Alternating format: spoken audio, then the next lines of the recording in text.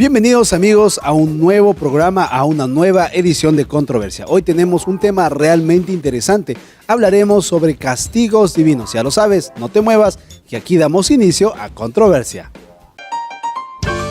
Tenemos un tema muy interesante. Yo creo que... Sí, pero hay un estudio que dice... No, eso no es verdad. Me gustaría decir una cosa. Bueno, en mi opinión... No es algo tan sencillo. Pero tenemos que pensar que... Entonces, ahora, ¿cómo queda? ¿Y usted qué opina? Muy bien, iniciamos el programa, por supuesto, siempre agradeciendo su sintonía y recordándoles que sus preguntas y cualquier comentario que tengan que hacer sobre los temas que aquí tratamos, pueden hacerlos llegar a través del correo electrónico y, por supuesto, a través de nuestros portales en las redes sociales en el internet. Recuerden que estamos en el Facebook, estamos en el Twitter, tenemos nuestro blog y por supuesto este programa también lo podrás encontrar en nuestro canal del YouTube para que puedas llevarlo a cualquier lugar y lo puedas compartir con nuevas y otras personas. Queridos amigos, bienvenidos al programa. Hola Caleb. Hola. Están en coro hoy día. Bueno chicos, hoy tenemos un tema realmente paradigmático, ¿no? Es increíble lo que la gente llega a pensar cuando le hablas de esta frasecita, ¿no? Castigos divinos. Algunos le ponen música, ¿no? Castigos divinos, ¿no? Y la gente le agarra miedo, como que, uy, Dios nos va a castigar. Hay muchas concepciones en la sociedad respecto justamente a esta partecita, a la suma de estas dos palabras, castigos y castigos divinos, lo pone como que más difícil la situación. Hablemos un poquito sobre cuál es la concepción que muchas personas tienen acerca de Dios, ¿verdad? Que muchas veces lleva a tener pues un entendimiento equivocado de lo que pueda ser los castigos de Dios o los castigos divinos. Sí, bien, en muchos casos podemos observar a personas que malinterpretan el castigo de Dios. Por ejemplo, familias unidas que salen a trabajar en un día normal, cuando en eso de repente les pasa un accidente, una enfermedad, rápidamente lo relacionan que es un castigo de Dios porque algo hice mal y de cierta forma tratan de relacionarlo. Pero otras personas piensan que el castigo de Dios no existe, que solamente son las consecuencias de nuestros actos. Finalmente, en algunos conceptos hay personas que piensan que son fuerzas negativas las que actúan en contra de las personas y son las que ocasionan las cosas malas en este Claro, mundo. porque cuando hablamos de una divinidad, no es lo mismo que te castigue pues alguien de tu familia. Alguien de una divinidad tiene, digamos, poderes sobrenaturales en donde puede ver lo que estás haciendo y obviamente la consecuencia es como más grande. Encontramos en los evangelios una historia registrada. Jesús andaba con sus discípulos por ahí caminando, estaban paseando, pasando la chévere, y la gente los estaba mirando, saludando y de repente ven a alguien sentado en el suelo, un mendigo, un ciego, y los discípulos se acercan a Jesús y le preguntan, Maestro, ¿quién pecó, él o sus padres? O sea, la situación que él está viviendo, ese castigo que él está teniendo al ser ciego y de nacimiento. ¿De quién es culpa? ¿De él o sus padres? Hoy en día muchos de nosotros podríamos preguntarnos, lo que me está pasando, ¿por qué? ¿Es por mi culpa? ¿Es por la culpa de mis padres? Porque Deuteronomio nos habla justamente del castigo pasado de generación en generación y Cristo responde muy interesantemente, ¿verdad? ¿No? Es para que la gloria de Dios sea mostrada. ¿Cómo podemos entender que aún encontremos personas o nosotros mismos que creamos que Dios es realmente un Dios con un látigo en la mano y con, qué sé yo, ¿no? Con un rayo en la otra? Sí, de hecho hay mucha gente que piensa que, o más bien que determinan sus acciones para no recibir algún castigo. No voy a portarme bien porque si no me porto bien me va a castigar y si me porto mal, entonces ¿eso será lo que determina? O sea, Dios está ahí como decía Carlos, con un rayo dispuesto a castigarme ante el menor error que pueda acontecer. Y también, ¿qué hay de la frase más conocida de que el pecado de los padres lo pagan los hijos? Bueno, exactamente, tengo un caso para contarles, ¿no? De que una vez un señor había hecho las cosas muy, muy mal en ese día. Durante todo el día se había peleado con la esposa, con los hijos, o sea, se había comportado muy mal en ese día, ¿no? Por la noche él salió en su moto y muy enojado por lo que le había pasado durante el día, salió a mucha velocidad, ¿no? Por la carretera, a mucha velocidad, cuando de repente pasó un camión y se lo llevó, ¿no? Entonces, ¿podríamos decir que eso es un castigo de Dios por lo que él hizo durante el día? ¿O fue una consecuencia por andar muy rápido por la carretera? Miren, hay algo que muchas veces tenemos que aceptar y es que mezclamos mucho las cosas con el misticismo, con con ideas premeditadas que nada tienen que ver con la Biblia. Es interesante notar que dentro de la historia eclesiástica podemos encontrar personas preocupadas por sus familiares que fallecían y las personas tenían miedo, ¿verdad? Miedo del castigo que las personas, sus familiares fallecidos, tendrían que enfrentar. Uno, si no lograron confesarse antes de morir.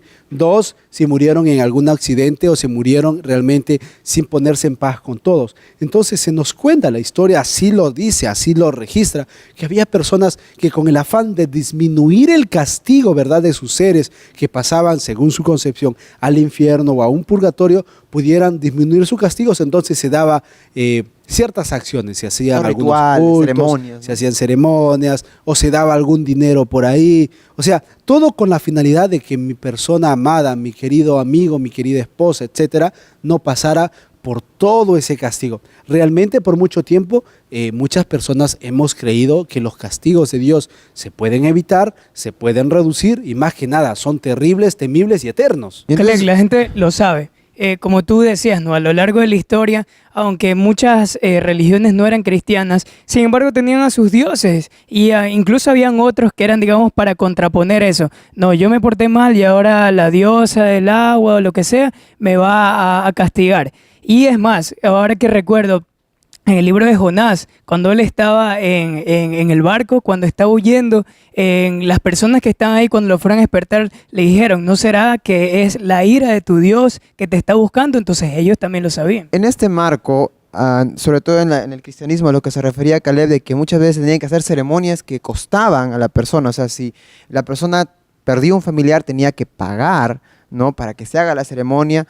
Entonces, depende de mí. Y si yo no tengo dinero, si la persona no tenía ni siquiera para comer, ¿de Era qué como clase de Dios castigado, estaríamos hablando, no? Exacto. Realmente para muchas personas es difícil concebir un Dios que es todo amor en la Biblia como un Dios castigador que está eternamente temiendo. ¿Cómo es posible, no? Que Dios dice, no, yo envié a mi hijo para que todo que cree en él no se pierda, no se muera, no sufra eternamente, mas tenga vida eterna, y al mismo tiempo esté diciendo, si me fallas, hay un lago de fuego eterno esperando por ti. Y le agregan una risa al final, ja, ja, ja, ja, colocándonos la idea de un Dios tirano, de un Dios malvado. Medio sádico. Sí, Exactamente, ¿no? Miren, ahora, no podemos culpar a nadie. El hecho es que nosotros tenemos un respeto natural hacia Dios, ¿no? Cuando decimos, uy, Dios, no, tenemos un respeto natural. Son muy pocas las personas que no sienten este respeto hacia Dios, pero al ser sus criaturas tenemos un respeto natural hacia Dios. ¿Cómo entendemos realmente la diferencia de repente entre castigo? Algunos dicen que es prueba, otros dicen que son consecuencias, ¿no? ¿Cómo podríamos entender cuál sería la fuente realmente? ¿Un libro? ¿Una persona? ¿Dónde podríamos encontrar respuestas para este tipo de preguntas? ¿Y qué podríamos decir, por ejemplo, de la gente aparentemente inocente que sufre? Niños o personas que uno dice, pero es tan bueno, sobre todo, ¿no?, cuando son criaturas las que vemos sufriendo. ¿Por qué tienen que sufrir? Y hablando- ¿También están pagando el castigo de alguien? Exactamente, hablando de lo que dice Daniel, recuerdo que una de las personas que trabaja aquí en la universidad nos comentaba con Calio que cuando él era menor, más alrededor de unos 12 años, perdió a su mamá. Pero antes de eso él le pidió y le pidió y le pidió a Dios que no se la lleve, digamos, que no lo castigara de esa forma porque él no se lo merecía. Sin embargo, la madre murió y ahora con el tiempo pues ya Mira, entendió es que otro interesante era el proceso. notar cómo nosotros vemos la muerte como el peor de los castigos cuando la Biblia misma nos cuenta que la muerte nunca estuvo en el plan de Dios. Claro, o sea, la claro. muerte la trajo el ser humano al momento que el pecado entra, ¿verdad?, en la existencia del ser humano en la tierra. O sea, nosotros trajimos la muerte hacia nosotros. Cristo dice, el que cree en mí, aunque esté muerto, vivirá. Mira. Pero ¿cómo es las cosas, no? Que Cristo nos dice, yo soy la vida, yo soy la vida, ustedes los pámpanos, ustedes sin mí no tienen vida, no son nada sin mí, pero al mismo tiempo podemos creer o concebir la idea de que todo lo malo, la muerte en especial, proviene como un castigo de Dios. Miren, chicos, la conversación se está poniendo muy interesante. Realmente este tema de castigos divinos creo que es un tema que nos compete a todos, porque en algún momento hemos tenido el pensamiento, Dios me está castigando. Sí, y es exacto. necesario que entendamos bien cómo es esta dinámica, cómo es que la justicia y el amor pueden estar juntos en una sola acción. Y para descubrirlo, ustedes no se muevan, que regresamos después de la pausa con más aquí en Controversia.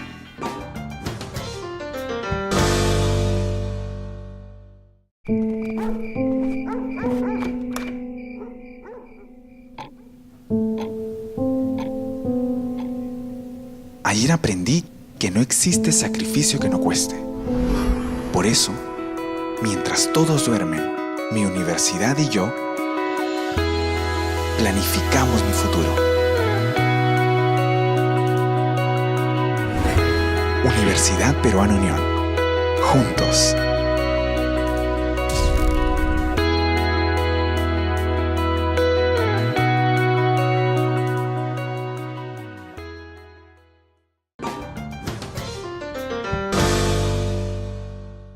Muy bien, estamos de regreso. Esto es Controversia. Estamos tratando el tema castigos divinos. Recuerden que sus comentarios y preguntas a nuestro correo electrónico y por supuesto a través de nuestros portales en las redes sociales. Amigos, estamos realmente colocando la situación bastante candente porque hay cosas que hay que diferenciar. Nos estamos dando cuenta que realmente no todo lo malo proviene de Dios. O sea, y cuando digo no todo lo malo, tenemos que entender que hay consecuencias y que la maldad de por sí está en nuestro medio. Por ejemplo, un accidente es un accidente, pero siempre tenemos esta tendencia, ¿verdad?, de todo echar la culpa a castigo divino. Pero por otro lado, no siempre todo, ¿no? Algunas veces decimos el diablo, Satanás, ¿no? Y muchas veces también queremos culparlo a él. ¿Cuáles son algunas ideas que existe hoy en día respecto justamente a la manera como el conflicto entre el bien y el mal, este gran conflicto que hoy en día se está llevando a cabo y empezó desde hace mucho tiempo en lucha por justamente la redención de la raza humana, ¿cómo podemos entenderlo en nuestra actualidad? O sea, ¿es que somos víctimas acaso de esta pelea y por eso recibimos castigo o percibimos castigos? Si Dios castiga o si Dios permite. En otras ocasiones podemos relacionar a un ser humano con un vaso de agua, por ejemplo. Al momento de que el agua rebalsa del vaso, por ejemplo, en el caso de la persona rebalsa en pecados, tiene que recibir sus consecuencias de alguna u otra forma y no tiene que tomarlo como un castigo de Dios. Si nos remitimos a la manera en que las personas entienden la Biblia, muchos piensan que el Dios del Antiguo Testamento es diferente al Dios del Nuevo Testamento. Ven que en el Antiguo Testamento Dios castiga, reprende, y en el Nuevo Testamento parece que Él es todo amor, todo ternura. ¿Será que es así realmente o no? Bueno, y en realidad en la Biblia no existe el caso o la historia, ¿no?, de cuando estaban transportando el arca y de cuando el Señor, por decirlo así, castigó a la persona que quiso rescatar, ¿no? ¿Será que eso fue un castigo de Dios o sencillamente fueron las consecuencias? Mira, algo interesante que podríamos también rescatar del hecho bíblico entre la diferencia entre el Antiguo y el Nuevo es que si bien es cierto, no se habla de castigo tanto, esa frase, no, y Dios castigó y Dios trajo sobre ellos, que tiene que ver mucho con un fenómeno muy simpático del Antiguo Testamento que es el hebraísmo, podemos encontrar en el Nuevo Testamento la descripción de una destrucción tremenda, la destrucción del mal, y juntamente con el mal, una destrucción de los malvados. Entonces, realmente como un Dios que es todo amor puede decir, ¿verdad?, que esta destrucción muestra su carácter, muestra su amor, cuando estamos hablando realmente de la destrucción de muchas personas. Sí, pero por ejemplo, en la destrucción de Sodoma y Gomorra, ¿no?, en ese ejemplo, si Dios no hubiera destruido ese pueblo, por decirlo así, ¿será que las consecuencias o será que el futuro, o sea, lo que hubiera pasado después de eso hubiera cambiado? ¿Será que el propósito de Dios hubiera cambiado si Él no hubiera destruido ese pueblo? ¿Qué contraste con lo que sucedió con Jonás y Nínive, ¿verdad? Ambas ciudades condenadas, ambas con unos mensajeros, y aún así Nínive se salvó y Sodoma y Gomorra no. Podemos ver la diferencia clara que se encuentra justamente ahí, ¿no?, que los de Nínive aceptaron su culpa, se reconciliaron con Dios, etcétera, mientras que con Lot no. Es interesante ver cómo Abraham intercede, no le dice 10, si hubiera 50, si hubieran 20, si fueran 10, y no había 10, es increíble. Solo la familia de Lot. Eso nos muestra, ¿no? Y el Nuevo Testamento dice como los días de Noé, haciendo alusión también que de toda la humanidad que existía, solamente 8 personas lograron ser justificadas por Dios. Y cuando hablamos de justificación, hablamos pues de la justicia de Dios. Ahora, la justicia de Dios y el amor de Dios van juntos. ¿Realmente la gente lo entiende así? ¿Cómo es que la gente entiende la justicia de Dios? Hablemos de las decisiones de las personas que a veces toman para algún determinado fin. Por ejemplo, cuando decimos al momento de separarnos de repente en algún momento de Dios, alejarnos de su palabra, de asistir a la iglesia de pronto, empiezan a pasarnos cosas malas de pronto por causa de no estar en comunión con Él. Entonces es por eso que a veces tomamos la relación de decir, si no estoy en comunión con Dios, si no estoy cerca de Él, empiezan a pasarme cosas malas, empiezo a tener problemas. Y siguiendo con lo que dice Calia, yo creo que lo más interesante que Dios hace por nosotros es el libre albedrío. Porque obviamente sabemos que Él sabe lo que va a pasar, sabe el futuro, pero aún así nos da libre albedrío para que nosotros lo buscamos después de que hayamos hecho algo y algo malo. que me gustaría mencionar rápidamente, la ausencia de castigos, de problemas, ¿es realmente muestra de bendición? Menciono esto porque no hace mucho leía un libro que justamente contaba que hay personas que logran tener avance económico, avance profesional, no justamente porque Dios los bendiga, sino porque están con un aliado que es inferior a Dios. Y estoy hablando de Satanás y sus demonios. Y cuando mencionamos esto, la Biblia también menciona un castigo especial para ellos en un momento determinado. Entonces, si la Biblia nos menciona los momentos específicos de castigo, y la Biblia también nos invita constantemente a buscar estar en comunión con Dios, a poder realmente contraer el corazón y pedir perdón por nuestros pecados, ¿cuál es el plan del castigo en todo caso? Ahora, en ese sentido, ¿vale la pena tener una comunión con Dios basada en el temor? ¿No? Bueno, si me alejo del Señor me va a ir mal, entonces mejor estoy en comunión, obedeciendo. ¿En base a qué tiene que ser mi relación con Para Cristo? que no me castigue, algo así. Exactamente, ¿no? Siguiendo con ese tema, hay una ley que es muy, muy conocida en estos momentos que se llama la ley del karma, ¿no? Si muchos la conocen, ¿no?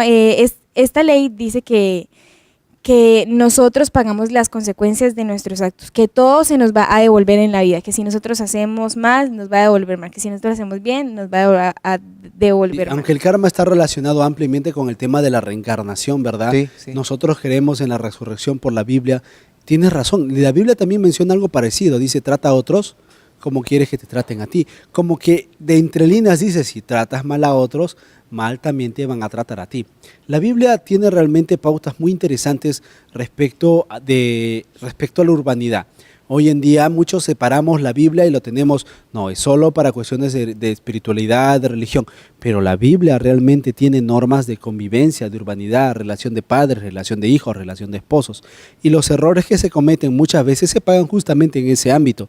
Mi hijo, digamos, no se volvió drogadicto, me castigó el Señor. Mi esposa me deja, me está castigando el Señor.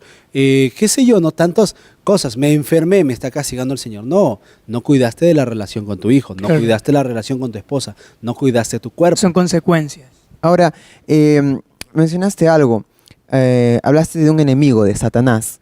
¿No será más bien que, estando en el marco de un conflicto, como es lo que más o menos estamos entendiendo, que estamos inmersos en él, ese enemigo está interesado en que nosotros tengamos una imagen distorsionada de un Dios como que cambie de opiniones a cada cierto tiempo, de que tengamos la imagen de un Dios de pronto castigador, porque de esa manera él podría ganar más adeptos? ¿O será que Dios de pronto en un momento se cansa de tanto, de alguna forma, manifestarnos su amor, y es por eso que de repente de alguna u otra forma nos deja seguir por esos malos caminos, y es de pronto cuando caemos en manos del diablo ¿Algo así y como que nos abandona? Claro. Miren, qué interesante que justamente la Biblia diga, con amor eterno te he amado y te prolongué mi misericordia. Podemos de repente unir este hermoso texto bíblico de repente con algo que vemos que sucede en el Nuevo Testamento, en caso de la tentación de Cristo. Vemos, ¿verdad?, que Satanás pone delante de él, delante de Cristo en la segunda tentación, todos los reinos, todo el dinero, y se lo ofrece, mostrándonos algo interesante, que no siempre el bienestar es símbolo de la compañía de Dios. Al contrario, Cristo hace invitaciones como: carga tu cruz, deja lo que tienes y sígueme, vive conmigo. Encontramos a Pablo hablando de dolor, de enfermedad, y cómo esa enfermedad, él llega a exclamar, no, para mí el morir es ganancia, porque el vivir es Cristo y el morir es ganancia. ¿Por qué? Porque yo confío en la segunda venida de Cristo, en su resurrección. Realmente, de repente, el simple hecho que tengamos miedo al dolor, miedo a la pena, miedo a estas emociones tan terribles que muchas veces nos toca abordar, hace que tengamos la concepción equivocada, y nosotros sabemos quién está interesado en que tengamos esa concepción equivocada, ¿verdad? Hace que realmente veamos un Dios castigador. ¿Cómo podemos encontrar un Dios de amor? Tanto en el Antiguo como en el Nuevo se nos muestra esta faceta. Pero ¿cómo podríamos encontrar un Dios de amor hoy en día? ¿En qué actividades? Es como, por decir, un ejemplo, un niño. Y el niño va a hacer algo que está mal, pero el padre lo deja. Lo está viendo, pero lo deja. ¿Por qué? Porque sabe que va a haber una consecuencia. Y el padre lo ve hasta que él accede a hacer algo así y de pronto... ¿Sabes? Y permite eso, ¿no? Como para Sí, que aprenda. como para que aprenda. ¿Sabes? Exactamente. Hay algo Para que qué, reflexione. qué maravilloso es Dios, Sí. amigo. ¿Sabes por qué? Porque mira, hay un principio, yo estoy entrando en esto que es la paternidad, y varias personas me aconsejan que cuando ya le he enseñado a mi hijo, a mi hijita en todo caso, ¿no?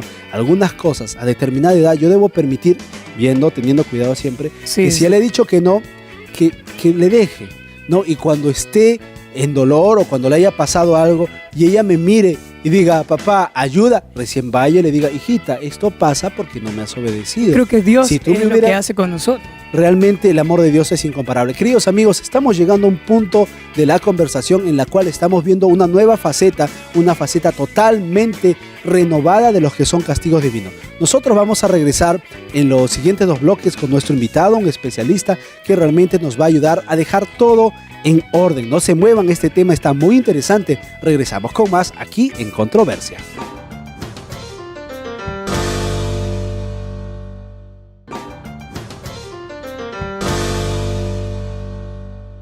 Muy bien amigos, estamos de regreso en el programa, estamos conversando realmente un tema muy importante y estamos descubriendo realmente si Dios castiga o no castiga. Y para este bloque ya está con nosotros nuestro invitado, él es el licenciado David Asmat, docente en la Facultad de Teología de la Universidad Peruana Unión. Bienvenido al programa. Muchas gracias por la invitación. Realmente el tema del castigo de Dios es un tema que ha sido explotado por la iglesia por mucho tiempo. Ha permitido a la iglesia en diferentes partes evangelizar en alguna forma, tomar poder en otras, pero sin lugar a duda ha sido parte del evangelio que se ha predicado por mucho tiempo, creando realmente temor a esa frase castigo de Dios. Empecemos básicamente haciendo la diferencia entre un castigo y una corrección. Bueno, cuando nosotros vamos, por ejemplo, a 1 Corintios, encontramos allí que Pablo tiene una declaración particular al respecto, y la declaración que el apóstol Pablo hace y utiliza la palabra castigo es propiamente para señalar a aquellas personas que están dentro del redil de Dios, dentro de la iglesia, congregando, y que en algún momento han tenido, por así decirlo, momentos de flaqueza, debilidad, o han errado el blanco, como según se utiliza en algunos momentos la palabra pecado. Ellos son exhortados en primer lugar a que puedan reflexionar en las cosas que han hecho. Y en segundo lugar, si es que ellos no logran hacer esa autoexaminación, son juzgados y debido a ese juicio reciben un castigo. Y en segundo lugar, probados, nosotros podemos entenderlo de otra forma. Un ejemplo que de pronto para nosotros es clásico, o podría ser clásico, es la historia de Abraham cuando ingresa a Egipto. De pronto muchos no lo consideran, conocen la historia, pero no lo consideran. Cuando hubo hambruna en la tierra de Canaán, tranquilamente Abraham pudo haberse ido a Ur, pero no optó por eso, sino que fue a buscar refugio en Egipto. Al estar en Egipto, él se vio sometido a una dificultad que muchos de nosotros conocemos. Fue casi perder a su esposa por una mala decisión que él tuvo. Dios se valió de esa circunstancia para someter a prueba a Abraham y poder pulir su carácter. A Abraham, por ejemplo, se lo conoce como el padre de la fe.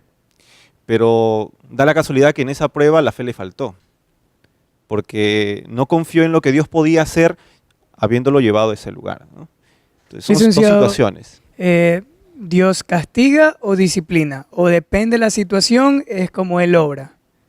Porque el término bíblico, bueno, en algunas de las traducciones es castiga. Claro, Entonces, exactamente. ¿existe una diferencia entre disciplinar o castigar o es cuestión de términos Por ejemplo, solamente? en el Antiguo Testamento podemos ver a un Dios que se muestra con ira de repente, y en el Nuevo Testamento lo vemos a un Dios perdonador, a un Dios más sublime. Bueno, ¿cómo podríamos, a qué se debe esa diferencia, no? Bueno, vamos a tratar de responder las dos preguntas. Es muy sencillo poder responder aquello, incluso haciendo una lectura del libro del Éxodo, del capítulo 34. Éxodo 34, versículos 6 en adelante, tiene una declaración muy especial respecto al carácter de Dios. Permítame encontrarlo y permítame leerlo. El texto dice de la siguiente manera: pasó Jehová por delante de él y exclamó: Jehová, Jehová, Dios fuerte, misericordioso y piadoso, tardo para la ira y grande en misericordia y verdad, que guarda misericordia a millares, que perdona la iniquidad, la rebelión y el pecado, pero que de ningún modo tendrá por inocente al malvado, que castiga la maldad de los padres en los hijos y en los hijos de los hijos hasta la tercera y cuarta generación. Aquí se ven enmarcados solamente en estos dos versículos algunos elementos muy importantes. En primer lugar, el amor de Dios, que se hace evidente en su misericordia. En segundo lugar, los juicios que Dios sí realiza, que esos juicios terminan siendo en muchas oportunidades castigos. Y tres, que de alguna u otra forma también Dios tiene una impresionante paciencia. No todos los juicios, o digamos así, anuncios de juicios que Dios presentó por intermedio de sus profetas, fueron 100% llevados a cabo. Nosotros encontramos historias interesantísimas en el Antiguo Testamento, tratando de responder lo que su compañera mencionó. ¿Por qué en el Antiguo Testamento vemos a un Dios demasiado duro, digámoslo así? No es que de pronto sea un Dios demasiado duro, el Dios del Antiguo Testamento y el Dios del Nuevo son el mismo, sino que nosotros tenemos un problema al momento de leer el texto, y es que hacemos un divorcio, porque muchas veces solamente nos concentramos en el Nuevo Testamento, pero tanto el Antiguo Testamento como el Nuevo Testamento están plagados de elementos, tanto de juicio como de amor. Oseas utiliza una frase muy sublime y dice que Dios a todo instante a su pueblo con cuerdas de amor trató de traerlos para con ellos. En ese sentido, Dios en realidad es también amoroso en el Antiguo Testamento y mucho también nosotros lo sabemos reflejado en el Nuevo Testamento, a través de textos clásicos como Juan 3:16, digámoslo de esa forma. Ya, y entonces, ¿cómo nosotros podemos diferenciar si nos encontramos en una situación mala o en un problema? ¿Cómo nosotros diferenciamos cuando es un castigo o es una prueba que Dios nos está poniendo? Bueno, casualmente, Pablo hace alusión a eso.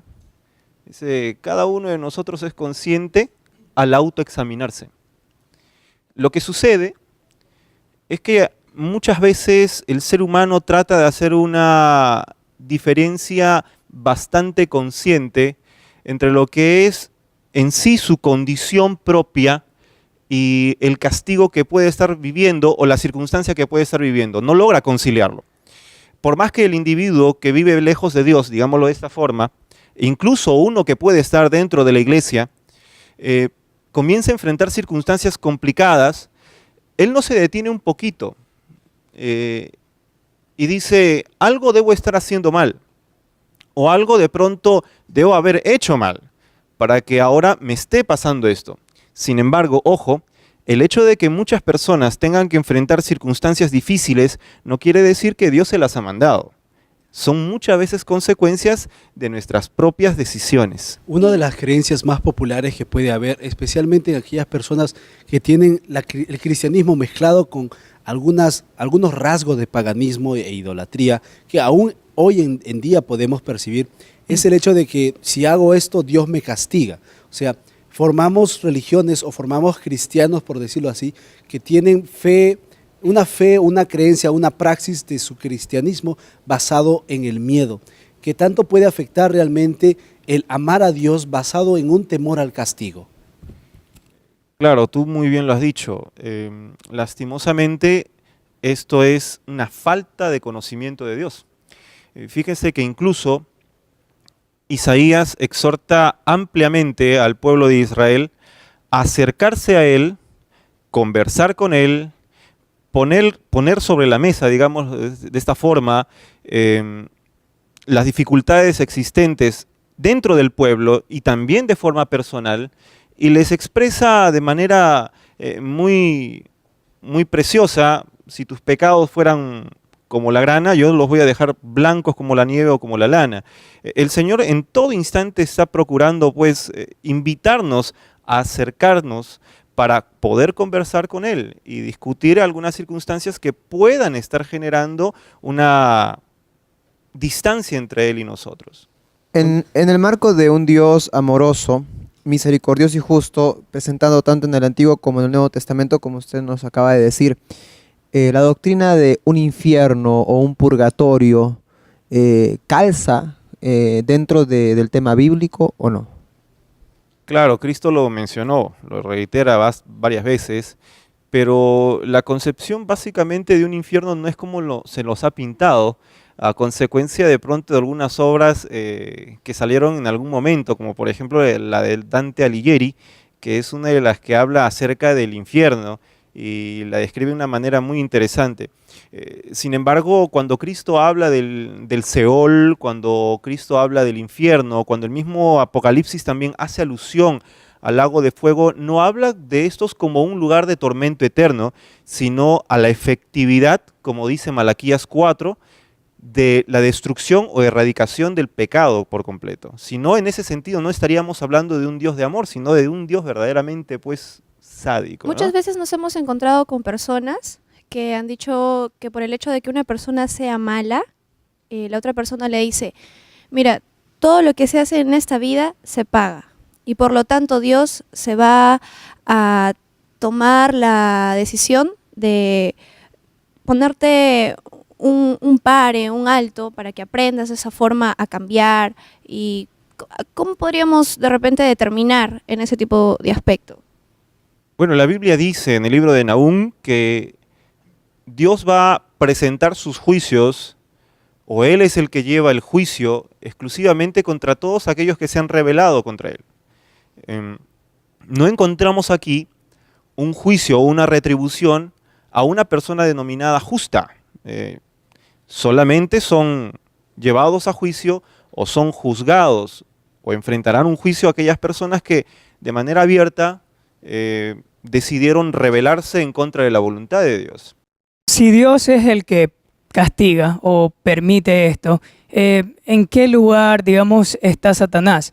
¿Acaso es Dios el que permite que Él ponga el castigo? O sea, ¿las calamidades vienen de Dios o es que Él permite que sucedan las calamidades? Es una pregunta un poco difícil de responderla. La evidencia bíblica señala algunos elementos. Un ejemplo podríamos mencionar que ubica al ser humano en el centro del conflicto es Job. Job no tenía nada que pagar o que vivir de la manera en la que vivió. Sin embargo, Dios permite que Satanás pueda actuar sobre él y sus bienes solo con una finalidad: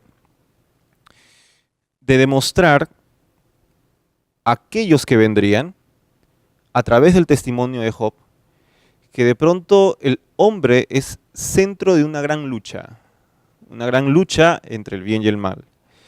Pero además, para ayudarnos a comprender que cada vez que vienen pruebas, pueden ser por dos razones. Primero, para que nosotros podamos comprender que existe algo que pulir en nuestra vida.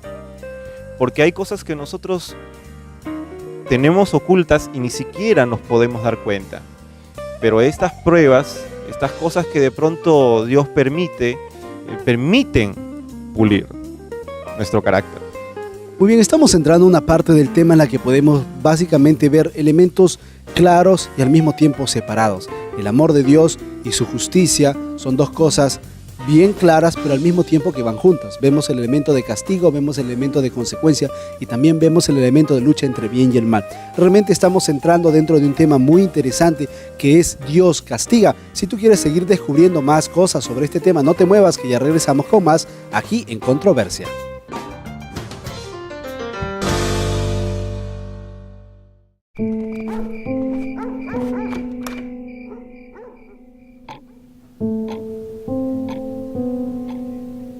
Ayer aprendí que no existe sacrificio que no cueste.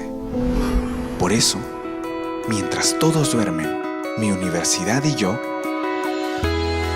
planificamos mi futuro. Universidad Peruana Unión. Juntos.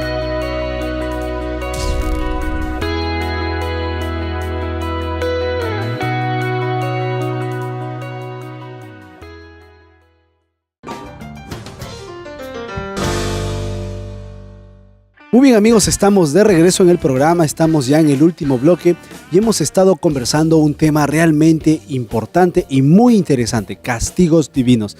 Y para ayudarnos a cerrar algunas ideas que ya tenemos claras en este bloque, en este último bloque del programa, sigue con nosotros David Asmat. Compartamos un poco ahora, ya tenemos claro algunas cosas, ¿no? Dios es amor, Dios es justo, su amor y su justicia son una unidad. Sin embargo, hoy en día tenemos un dicho muy popular que dice: la justicia de Dios demora, pero llega. ¿No? Entonces, si Dios es amor, ¿por qué su justicia demora? Y si demora, ¿para quién demora? ¿Demora para el inocente o demora para el culpable? ¿Quién es el que necesita de justicia? Bueno, aquí hablamos básicamente de que las personas, el pecador arrepentido, es el que necesita ser justificado. Y Dios hace provisión por esa persona, por ese individuo. No puede hacer provisión por alguien que no lo desea. Solo por aquella persona que se acerca después de haber hecho un autoexamen y le dice: Señor, mi vida en realidad ha estado errada y quiero encaminar nuevamente mis pasos hacia ti. Siendo así, entonces la idea, por ejemplo, que nos propuso Daniel y mencionamos en el bloque anterior, pero creo que es necesario reforzar la idea de un Dios que es amor, pero que para algunas concepciones religiosas tiene toda una eternidad torturando a sus hijos, castigando a sus hijos, recompensando a sus hijos, algunos se atreven a decir, por sus actos, no encaja dentro del tema de castigos divinos. Definitivamente no, es básicamente una concepción, digámoslo así, muy limitada de la persona de Dios. Se lo ve a Dios demasiado trascendental y muy poco cercano al individuo. Sin embargo, cuando nosotros vemos en la Escritura a Dios, vemos que Él, una de las cosas por las que más se preocupó fue acercarse y morar en medio de su pueblo, estar mucho más cerca de su creación, del ser humano, para poder darle aquella santidad que él necesitaba y que de alguna u otra manera era la oportunidad para reponer aquella brecha hecha al inicio, ¿no? Una última pregunta de mi parte, chicos, yo sé que quieren también, pero es importante esto. En el Antiguo Testamento encontramos una figura muy interesante que es el hebraísmo, que básicamente nos da una sinopsis de más o menos el pensamiento judío, hebreo en ese tiempo, alegando a Dios ciertas acciones que no necesariamente fueron puestas en acción por Él. Encontramos, por ejemplo, frases como los entregaré a las manos de mis enemigos. O sea, como que dice: yo amo tanto a mis hijos que me decepcionaron, así que toma, son tuyos, haz lo que ellos con lo que quieras. Entonces, como que nos da una imagen de castigo que realmente, aunque sea justa, no hay como que mucho amor ahí. ¿Cómo entendemos algo así? Bueno, es lo mismo que se dice comúnmente con respecto a Faraón, ¿no? Dios le dijo a Moisés: y yo endureceré el corazón de Faraón, cuando la evidencia bíblica dice que el Faraón en realidad, por los hechos que el mismo Señor hizo, endureció él mismo su corazón. Es decir, el Faraón se endureció a sí mismo.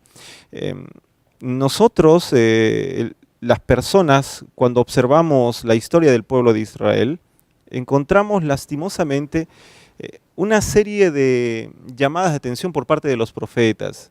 Los profetas, con ese amor característico que Dios les transmitía, trataban de hacer de que el pueblo pues volviese, ¿no? Sin embargo, eran muy renuentes a este llamado. Y ellos trataban de hacer más que nada la voluntad de sus corazones, trataban de hacer mayormente la voluntad de aquel gobernante que los estaba dirigiendo, o que el líder, o de alguna forma tendría que decirse que ellos preferían seguir los mismos caminos de las otras naciones. Si sabemos que tenemos un Dios con la imagen pura de personificación de amor, ¿por qué en la Biblia menciona que Dios castiga como el padre a un hijo? ¿Podríamos tomar de ahí a raíz una relación? Nosotros tenemos que tener siempre un poco de cuidado al momento de interpretar las metáforas del texto bíblico. Recordemos que las metáforas son un instrumento que el escritor utilizó para ayudar al lector a comprender en realidad cuáles eran los métodos divinos. Lo que más se acerca a enseñar la dinámica, digámoslo así, de castigo, juicio o reprensión es básicamente la imagen que tú presentaste, de un padre que ama, pero porque ama, exhorta y castiga, y es en realidad dentro del proceso que Dios toma también, existen esos dos factores. Uno pedagógico, que es enseñanza y reenderezar el camino de aquella persona que sufre, y el otro también es penal, que es básicamente castigar, porque sencillamente es necesario que enfrente las consecuencias de sus decisiones. Bueno, pero la Biblia también nos muestra, ¿no?, un ejemplo, por decirlo así, de cuando unos personajes estaban transportando el arca del pacto, ¿no? Cuando, bueno, se iba a caer, por decirlo así, alguien trató de rescatarla, quería rescatar el arca del pacto. Entonces, ¿cómo podríamos entender que eso no era un castigo de Dios? Ok. Cuando nosotros leemos el contexto de esa situación, nos damos cuenta de que existían algunos requerimientos para el traslado del arca. El arca no era cualquier mueble, era básicamente una representación del trono de Dios. Y la manera en la que tenían que llevarlo era cargando, no en un carruaje. Sabían muy bien que no tenían que poner sus manos, sabían muy bien también que tenían que purificarse. Nada de esto se hizo. Entonces, ¿podríamos decir que fue un castigo o fueron las consecuencias de nuestros actos? Fue una consecuencia de una ligereza, o de las ligerezas que se atribuyeron al momento de transportar el arca. Ahora, una vez conversando con este tema con un amigo, ¿no?, de los castigos divinos, él me dijo, bueno, finalmente, si Dios es omnisapiente, Él sabe quién se va a perder, Él sabe quién se va a salvar, ¿por qué no ahorrarse todo este sufrimiento de andar reprendiendo, de andar castigando, de andar enderezando? Y salva a los que tienen que ser salvos, y los que tienen que ser perdidos se pierden. Y no ver tanto este transcurrir de gente que sufre. Obviamente hemos visto, nos queda claro que es por las consecuencias de nuestras propias decisiones, nuestra propia edificación. ¿Por qué no ahorrarse todo esto? Porque si no, estaríamos hablando de meros robots y no de personas que pueden o tengan la capacidad de amar. Dios no nos creó para simplemente servirlo, nos creó para que nosotros podamos amarlo y expresar esto a través de nuestra adoración. El concepto que tú manejas en este instante es la idea determinista, es decir, bueno, algunos nacen para salvación, hagan lo que hagan, se porten mal o no se porten mal. Y otros nacen para perdición, se porten bien o no se porten bien. No tienen opción de cambio. Ese no es el pensamiento que tiene la Biblia. La Biblia dice que en su infinito amor todos llegamos a la vida con la invitación a ser salvos. Si esto pasó en el Antiguo Testamento, ¿por qué cambió el trato? Algo pasó con el pueblo de Israel, algo pasó que Dios dijo, bueno, a partir de aquí voy a hacer mi trato distinto en la forma de disciplinar esas cosas así. Porque si es así, podríamos ponernos que nosotros estamos dentro del Nuevo Testamento, ya que en el Apocalipsis aún no llega. Entonces, ¿cómo es la forma de que Dios nos disciplina ahora a nosotros? La manera no ha cambiado. No ha cambiado en nada. Así como el Señor era tajante y duro al momento de enfrentar el pecado, en el Antiguo Testamento también lo fue en el Nuevo Testamento. Cristo utilizó palabras muy duras frente a los fariseos. Muchas veces les dijo hipócritas, y esa no es una palabra dulce, ¿no? Mire, estamos entrando a un punto en la conversación que es necesario replantear algunas cositas. Estamos viendo que de repente los castigos de Dios no necesariamente ese Dios tipo Zeus que tiene un rayo en la mano, no, ajá, me desobedeciste y te lo tira, no, toma tu castigo, no, no es una figura así. Es más bien como que la mano de Dios está acompañándote, ¿no? Y en el momento que tú te apartas de Él, esa mano deja de protegerte, no porque quiera, sino porque tú te alejaste. Y ahí es ahí donde pasan algunas cosas. Dentro del contexto del desenlace de la historia humana, nosotros sabemos que hay un día de juicio, un día en el cual cada ser humano recibirá su recompensa, dice la Biblia, ¿no? Cada quien según sus obras. Este texto está hablando de qué tipo de castigo, el castigo final, el castigo divino. ¿Cómo podemos entender un castigo que conlleva la destrucción de una gran parte de la humanidad como una muestra de amor? Bueno, como se mencionó hace un momento, el juicio es simplemente una consecuencia de las decisiones tomadas, de quién decidió rebelarse y quién no. Un ejemplo bien clásico es el que nosotros encontramos en Éxodo 34.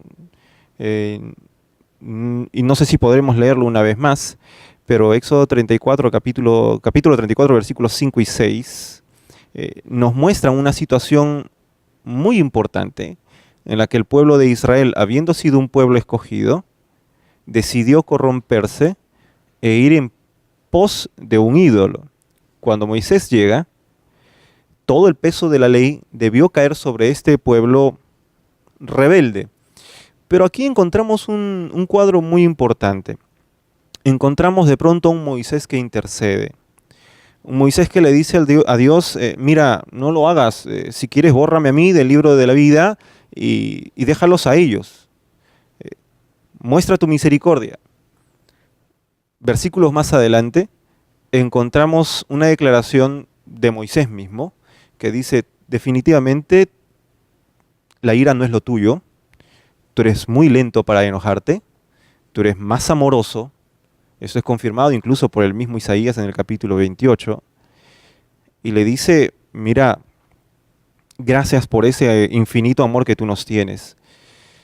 Dios definitivamente, al final de la historia de este mundo, tendrá que dar a los justos la salvación, y aquellos que decidieron pues no acercarse a Él, la retribución de sus de su propia decisión, que lastimosamente es juicio. Aquí no hay juicio para destrucción, aquí no existe un punto intermedio. ¿Estás con Él o no estás? Malaquías, por ejemplo, no menciona en ningún momento eso. Él dice, o eres salvado para vida o eres salvado para destrucción completa. Muy bien, qué maravilloso darnos cuenta que los castigos divinos no son necesariamente lo que habíamos pensado. Muchos de nosotros posiblemente nos alejamos de este Dios que es todo amor pensando que en realidad no lo es. ¿Cuáles serían los puntos claves, los puntos de conclusión que necesitamos tener bien en claro para entender el tema castigos divinos? Bueno, cuando nosotros nos encontremos en situaciones en las que pensemos que Dios nos está, ¿cómo podríamos decirlo? Dios está mandándonos todas las plagas posibles. Recordemos lo que dice Jeremías, el capítulo 29, versículo 11. Porque yo sé los pensamientos que tengo acerca de vosotros, dice Jehová, pensamientos de paz y no de mal, para daros el fin que esperáis. Todas las cosas que el Señor hace por nosotros, no las hace con la intención de dañarnos o hacernos sufrir. Las hace para que nosotros podamos cosechar un bien. La madurez de nuestro carácter, el crecimiento espiritual que necesitamos muchas veces. Y el Señor tiene sus métodos. A algunos les pondrá pruebas difíciles, es muy probable, que sabe que son necesarias para que ellos puedan exteriorizar aquella piedra preciosa que llevan guardada. Pero a otros utilizará una metodología distinta, porque si les manda una prueba, imagino yo, muy fuerte, es muy probable que se quiebren porque no son lo suficientemente maduros en la fe. Así que el criterio de Dios al respecto a cómo va puliendo a sus hijos se ve apreciado en este versículo de Jeremías. Hacer las cosas para bien del cristiano y no para mal. Muchas gracias por habernos acompañado en el programa. Fue el licenciado David Asmat, docente de la Facultad de Teología de la Universidad Peruana Unión. Realmente creo que tenemos el tema mucho más claro y es posible vislumbrar el amor de Dios sobre cualquier mala concepción de un Dios tirano, un Dios castigador. Vamos a leer antes de despedirnos, queridos amigos, un versículo bíblico más con ustedes, así que vamos a prestar atención. Lo encontramos en Éxodo 34, 5 al 6, y dice: Y Jehová descendió en la nube y estuvo allí con él, proclamando el nombre de Jehová. Y pasando Jehová por delante de él, proclamó: Jehová, Jehová, fuerte, misericordioso y piadoso, tardo para la ira y grande en la misericordia y verdad. Amigos, justicia y amor son dos cosas que Dios presenta como la manifestación de su propio carácter. Son dos cosas que van juntas, van de la mano. Posiblemente encontraremos a lo largo de nuestra vida situaciones muy difíciles que nos costará realmente entender por qué llegan a suceder. Tranquilicémonos, estamos en un mundo en el cual las cosas no son perfectas, pero apuntamos a un momento glorioso en el cual ese Dios amoroso, ese amor misericordioso de nuestro Dios manifestado desde el mismo inicio de la creación podrá hacerse totalmente visible y podremos agradecer no solamente los castigos divinos como los podamos entender a partir del programa, sino también la salvación divina que viene juntamente de la mano con esto. Queremos agradecerles por habernos acompañado aquí en el programa. Queremos despedirnos, pero antes de hacerlo, recordarles que sus comentarios y sus preguntas sobre este tema pueden hacerlos llegar, por supuesto, a través del correo electrónico y de las redes sociales. Recuerden también que tenemos para ustedes preparados un curso gratuito muy especial. La Biblia habla. Si tú quieres conocer más de este Dios amoroso, este Dios perfecto, el Dios que está en busca de tu salvación, todo lo que tienes que hacer es enviarnos un correo electrónico a la dirección que aparece en pantalla y estaremos entrando en contacto contigo lo antes posible para poder hacerte llegar el curso bíblico sin importar la ciudad o el país donde te encuentres. Bueno, no hay tiempo para más. Aquí termina Controversia.